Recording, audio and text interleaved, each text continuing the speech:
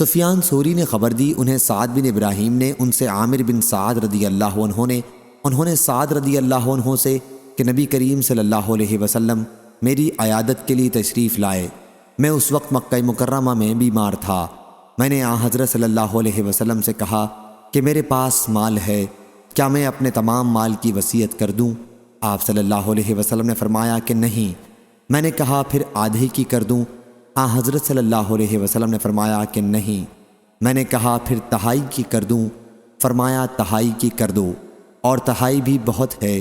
اگر تم اپنے وارثوں کو مالدار چھوڑ کر جاؤ تو یہ اس سے بہتر ہے کہ تم انہیں محتاج و تنگ دست چھوڑو کہ لوگوں کے سامنے وہ ہاتھ پھیلاتے پھریں، اور تم جب بھی خرچ کرو گے تو وہ تمہاری طرف سے صدقہ ہوگا، یہاں تک کہ اس لقمے پر بھی ثواب ملے گا جو تم اپنی بیوی کے منہ میں رکھنے کے لیے اٹھاؤ گے، اور امید ہے کہ ابھی اللہ تمہیں زندہ رکھے گا، تم سے بہت سے لوگوں کو نفع پہنچے گا اور بہت سے دوسرے کفار نقصان اٹھائیں گے۔